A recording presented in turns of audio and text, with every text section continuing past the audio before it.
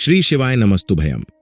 हर हर महादेव। उम्मीद करते हैं आप सभी लोग बहुत ही अच्छे और स्वस्थ होंगे।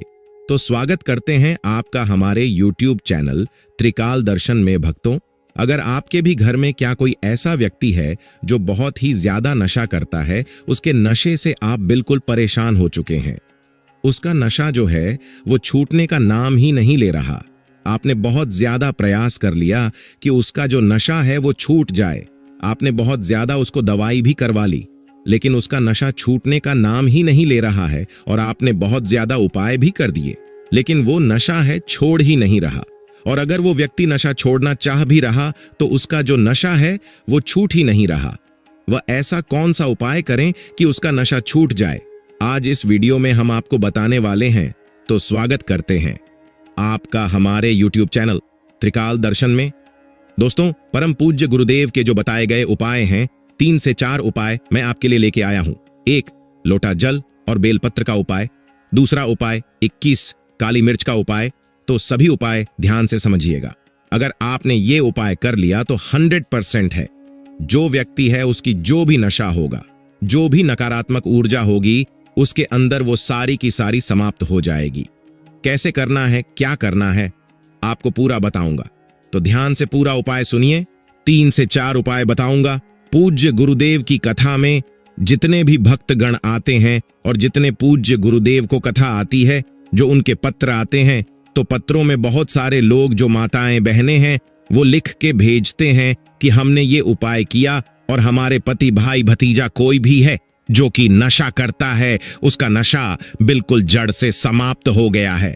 तो अगर आपके भी घर में कोई ऐसा व्यक्ति है जो नशा करता है, तो कौन सा उपाय करें कि उसका नशा है जल्द से जल्द छूट जाए, आज की वीडियो के माध्यम से हम आपको बताएंगे। पूज्य गुरुदेव की ही कथा सुन के और बहुत अच्छे समझ के आपको बताने का प्रयास करूंगा। तो चलिए चलते उपाय की ओर। लेकिन उससे पहले अगर चैनल पर पहली बार आए हैं तो वीडियो को कर दें लाइक और चैनल को कर ले सब्सक्राइब, ताकि पूजनीय पंडित प्रदीप जी मिश्रा के जो भी नए नए उपाय जो कि उनकी कथा से मैं सुनता हूं, श्रवण करता हूं, सबसे पहले आपको प्राप्त करा सकूं।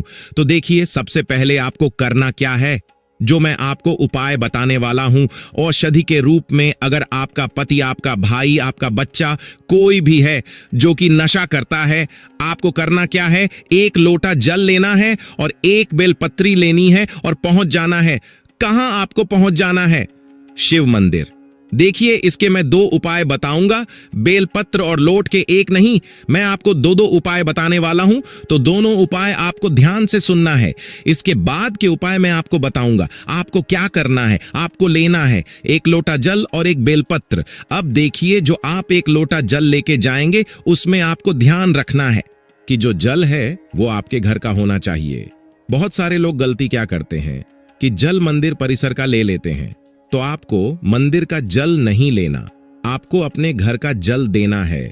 इस चीज का आपको ध्यान रखना है, ठीक? तो आपको तांबे के लोटे में लेके जाना है। ये आपको स्टील का लोटा यूज नहीं करना, तांबे के लोटे में आपको लेके कहां पहुंच जाना है, आपको पहुंच जाना है लेके शिव मंदिर पहुंच गए। उसके अलावा जो आप बेलपत्र ले रहे हैं, तो बेलपत्र जब लेंगे तो भी आपको ध्यान रखना है कि बेलपत्र का जो है कहीं से भी कटा फटा नहीं होना चाहिए, खंडित नहीं होना चाहिए। इस चीज का भी आपको ध्यान रखना है। बहुत सारे लोग एक चीज और गलती करते हैं क्या, कि जो बेलपत्र लेते हैं वो केवल 1 पत्ती का बेलपत्र मान लेते हैं। लेकिन आपको भी पता है, पूज्य गुरुदेव भी अपनी सब कथा में बताते हैं कि बेलपत्र वो 3 पत्तों वाली को ही माना जाता है। बेलपत्र आपको 1 पत्ती का बेलपत्र नहीं लेना, तो आपको केवल 1 पत्ती जो बेलपत्र है वो 1 लेना है, जो 3 पत्ती की होगी, अच्छी हरी होनी चाहिए, साबुत होनी चाहिए, और 1 लोटा जल लेके पहुंच जाना है। कहां आपको पहुंच जाना है? शिव मंदिर। अब देखिए कैसे औषधि बाबा कैसे बनाएंगे। सबसे पहले आपको इसको मैं 2 उपाय आपको बताऊंगा। सबसे पहले आपको क्या करना है, बेलपत्र रखना है सिंगलिंग के ऊपर। सबसे पहले आपको खड़ा कहां में, इस चीज का भी आपको ध्यान कर लीजिए। बहुत सारे लोग गलत दिशा में खड़े हो जाते हैं, तो आपको सबसे पहले आपका जो चेहरा होगा वो उत्तर की तरफ होगा, और आप जहां खड़े होंगे आप दक्षिण में खड़े होंगे, और आपका जो चेहरा है वो उत्तर की तरफ देख रहा होगा। उत्तर किसको बोलेंगे? जिधर जलाधारी रहती है, जिस साइड जलाधारी से जल नीचे गिरता है, आपको उधर ही खड़ा होना है। ठीक उसके बाद आपको क्या करना है, जैसे आप खड़े हो गए, खड़े होने के बाद क्या करना है, आपको पहले बेलपत्र रखना है। कहां? शिवलिंग के ऊपर, और फिर आपको उसके ऊपर से एक लोटा जल अर्पित करना है। क्या नाम से लेके? पूज गुरुदेव बताते हैं कि महादेव का एक बहुत ही सुंदर सा नाम है, कुंदकेश्वर। महादेव कौन से? महादेव कुंदकेश्वर। तो आपको कुंदकेश्वर महादेव का आपको क्या करना है, कुंकेश्वर महादेव का नाम लेके आपको जो जल है वो अर्पित करना है। शिवलिंग पे ध्यान रखिएगा, बेलपत्र होनी चाहिए। बेलपत्र के ऊपर ही आपको जल अर्पित करना है, वो धीरे धीरे धीरे करके नीचे गिरेगा। अब आपको क्या करना है, जैसे ही जल अर्पित करेंगे उसके बाद आपको बाबा से औषधि के रूप में, मतलब दवाई के रूप में आपको मांग देना है। ठीक, अब जब वो जल नीचे गिरेगा जलाधारी से, तो आपको किसी दूसरे पात्र, मतलब कोई भी कटोरी हो, गिलास हो, आपको भर लेना है और बाबा से आपने औषध मांग ही ली है। उसके बाद जो बेलपत्र है उसको वहां छोड़ना नहीं है। जल तो आपने भर लिया, लेकिन जो बेलपत्र है उसको भी आपको उठाना है और ये सब चीजें लेके आपको घर चले आना है। अब जब भी वो व्यक्ति, जो भी व्यक्ति नशा करता है, जब वो पानी पीने को मांगे, हमको थोड़ा सा पानी दे दो, हमको चाय दे दो, कुछ भी वो मांगे, आपको क्या करना है, एक बूंद इसका क्या करना है, केवल और केवल एक बूंद इसका मिला देना है। चाय और पानी तो देना है, लेकिन चाय और पानी के साथ साथ एक बूंद इसका भी मिला देना है। अब क्या होगा, अब वो धीरे धीरे, औषधि पूज गुरुदेव कहते हैं कि अगर उस व्यक्ति ने मात्र 2 से 3 महीने तक ये लगातार पी लिया तो उसका जो नशा है वो छूटेगा ही, बस नहीं जड़ से खत्म हो जाएगा और जिंदगी भर वो नशा को हाथ भी नहीं लगाएगा। तो ये जल का था। अब जो आप बेलपत्री ले गए उससे आपको क्या करना है, देखिए जो बेलपत्री है उसमें आपको ध्यान रखना है कि बेलपत्री आप घर ले आइए, उसको छत में अच्छे से सुखवा लीजिए। सुखवा के बाद वो क्या हो जाएगा, वो बिल्कुल सिकुड़ जाएगा, सूखा जाएगा। उसको आप पाउडर के फॉर्म में पीस लीजिए, जैसे पाउडर पीसते हैं ना, सेम आपको पीस लेना है। पीसने के बाद आपको क्या करना है, उसको अपने घर में रख लीजिए, डिब्बी में। कहीं भी आप, जब भी आपका जो व्यक्ति है जो बहुत ज्यादा नशा करता है, वो खाना मांगे तो आपको दाल में और सब्जी में थोड़ा सा इसको मिला देना है। ज्यादा नहीं मिलाना, ताकि उसको शक ही ना हो, और हो जाए तो वो खाना खाए ही ना। उसको ऐसा मिलाना कि उसको शक हो ही ना। तो आपको थोड़ा सा, मतलब दाल में या सब्जी में मिला देना, उसको खिला देना है।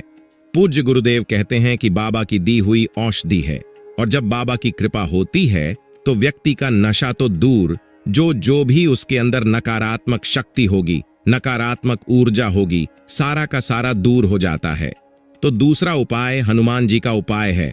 अगर आपने हनुमान जी को प्रसन्न कर लिया तो नशा तो कुछ है ही नहीं, उनके सामने वो नशा 1-2 दिन में ही तुड़वा देंगे। लेकिन कैसे करना है, ध्यान से सुनिए, ध्यान से समझिए। बहुत ही सरल उपाय मैं आपको बताने वाला हूं। इस उपाय में आपको चाहिए क्या, इस उपाय में सबसे पहले आपको चाहिए 31 काली मिर्च। कितनी काली मिर्च? 21। फिर आपको चाहिए 21 लौंग और 31 नीम की पत्ती। 31 21 का उपाय मैं आपको बताने वाला हूं। आपको क्या क्या चाहिए, 21 काली मिर्च चाहिए, 20 लौंग चाहिए। अब देखिए, लौंग, बहुत सारे लोगों के मन में कंफ्यूजन है कि लौंग हमको फूल वाली लेनी है कि बिना फूल वाली हमको लौंग लेनी है। तो आपको लेनी है लौंग फूल वाली। और आपको चाहिए 21 नीम की पत्ती। जब आप नीम की पत्ती लेंगे तो भी आपको ध्यान रखना है कि नीम की पत्ती बेकार नहीं होनी चाहिए, खंडित नहीं होनी चाहिए, मतलब हरी होनी चाहिए, मुरझाई हुई भी नहीं होनी चाहिए। क्योंकि पूज्य गुरुदेव कहते हैं कि महादेव जितना जल्दी प्रसन्न होते हैं उतना जल्दी वो क्रोधित भी हो जाते हैं। तो आपको महादेव को क्रोधित नहीं करना। तो आपको क्या करना है, 21 काली मिर्च लेनी है, 21 लौंग लेनी है जो कि फूल वाली होनी चाहिए, और आपको 31 नीम की पत्ती चाहिए। अब आपको क्या करना है, अब आपको एक लाल कपड़े में इनको सबको बांध लेना है। जैसे आप लोग पोटली बांधते हैं ना, बस सेम टू सेम। आपको क्या करना है, आपको एक लाल कपड़ा लेना है, उसमें ये सब चीज डालना है और उसको बांध के पहुंच जाना है मंगलवार के दिन। देखिए, मंगलवार के दिन आपको जाना है, बाकी कोई दिन नहीं जाना है। हनुमान जी के मंदिर पहुंच जाना है ये पोटली लेके, लेकिन जाना कब है, मंगलवार के दिन ही जाना है। इस चीज का आपको ध्यान रखना है। जैसे ही आप मंगलवार के दिन पहुंचेंगे हनुमान जी के मंदिर, सुबह से लेकर शाम तक आप कभी भी जा सकते हैं, उसका कोई रोग नहीं है। और पहुंचने के बाद आपको क्या करना है, हनुमान जी की जो मूर्ति है उसमें जो उनका उल्टा पैर है, कौन सा पैर, उल्टा पैर, तो आपको उल्टे पैर में रखना है। उल्टे पैर में रखने के साथ ही आपको एक नाम लेना है। जी हां भक्तों, हनुमान जी के भाई का नाम है गतिमान। क्या नाम है? गतिमान। तो आपको गतिमान जी का नाम लेके आपको ये जो आपने पोटली ली है, जो पोटली बनाई है, आपको उनके उल्टे पैर में रखना है और बाबा से औषधि के रूप में मांगना है। मतलब जो हमारे हनुमान जी हैं उनसे। उसके बाद आपको क्या करना है, आपको पोटली लेके चुपचाप घर चले आना है। 5 मिनट तक रखे रहने दीजिए, फिर वो पोटली अपना लेके घर चले आइए। घर आने के बाद आपको क्या करना है, जो पोटली है वो कहीं भी ऊपर, मतलब कहीं भी जहां से कोई आपको छू ना सके, वहां बांध दीजिए। पूज्य गुरुदेव कहते हैं कि ऐसा करने से घर में जितने भी सकारात्मक ऊर्जा है वो बनी रहेगी।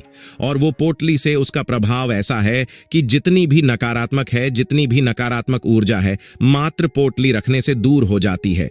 व्यक्ति का नशा भी दूर हो जाता है। देखिए, घुटनों और कमर दर्द के लिए गुरुजी ने बहुत ही अचूक उपाय बताया है। आपको बता दें, जो लोग भी यह उपाय किए हैं, गुरुजी के कथा में लोग पत्र भेजे हैं और बताते हैं उनका जो दर्द है वह समाप्त हो चुका है।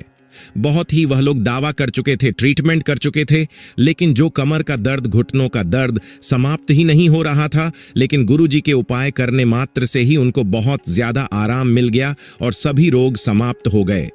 तो करना क्या, आपको देखिए, आपको यह उपाय करना कब है, सबसे पहले हम आपको बताते हैं। यह उपाय को 5 बार करना है। और आपको कब करना, देखिए, यह उपाय प्रदोष के दिन कर सकते हैं, यानी कि 5 प्रदोष के दिन आप कर सकते हैं, और आप 5 सोमवार के दिन कर सकते हैं, और 5 शिवरात्रि यानी कि जो मासिक शिवरात्रि आता है उसमें भी कर सकते हैं। ठीक है, तो आपका इच्छा जिसमें करें, जैसे करना आप कर सकते हैं। तो करना क्या, आपको चाहिए बेल का जो पेड़ होता है, बेलपत्र का जो पेड़ होता है, उसकी जड़ चाहिए। ठीक है, तो देखिए, जो जड़ है आपको सूख हुआ जड़ चाहिए, यानी बेलपत्र जो है कहीं सूख गया हो। ठीक है, ध्यान दें, आपको हर पेड़, यानी जो पेड़ सूखा नहीं हो उसकी जड़ नहीं लाना। आपको सूखे हुए बेल के पेड़ का जड़ चाहिए। ये नहीं किया पेड़ काट दिया, ऐसा गलती नहीं करेगा, आप ढूंढकर प्रयास करेगा। आपको सूखे हुए बेलपत्र का जो जड़ है उसका उपाय करना है। सुख बेलपत्र का जड़ लेकर आना है। उसके बाद में उज्जैन से आपको पेस्ट बनाना है, जैसे आप चंदन का पेस्ट बनाते हैं, ठीक वैसे ही सील बातें चाहे किसी पर घिसकर आपको पेस्ट बना लेना है। पेस्ट यानी बना लेने के बाद में आपको चले जाना शिव मंदिर में। अब आपको करना क्या है, ध्यान से समझ लीजिएगा। शिव मंदिर में चले जाने के बाद में उसे पेस्ट को, शिव मंदिर में चले जाने बाद में आपको जब क्या करना है, पातालेश्वर महादेव का नाम लेते हुए शिवलिंग पर उसे पेस्ट को लगाना है। ठीक है, उसके बाद में आपको प्रार्थना करना है, जो भी आपके कष्ट हैं उसके बारे में प्रार्थना करते हुए आपको लगाना है। और फिर लगा लेने के बाद में आते समय वह जो पेस्ट आपने लगाया है उसे आप किसी पत्र में लेकर आ जाना है वापस। उसके बाद में आप और भी अधिक पेस्ट बना ले। उसके बाद में उसे पेस्ट का छोटी छोटी आपको गोलियां बना लेना है। अब उसको आपको ग्रहण करना है, यानी कि खाना है। ठीक है, और आपको बता दें, ये जो उपाय आपको 5 बार करना है, आपको हमने बता ही दिया है 5 बार कब कब करना है, आपको बता दें। 5 बार जब आप उपाय करेंगे, आपका जो भी रोग है समाप्त हो जाएगा धीरे धीरे, और आपका कमर दर्द, घुटनों का दर्द बिल्कुल आराम लगने लगेगा।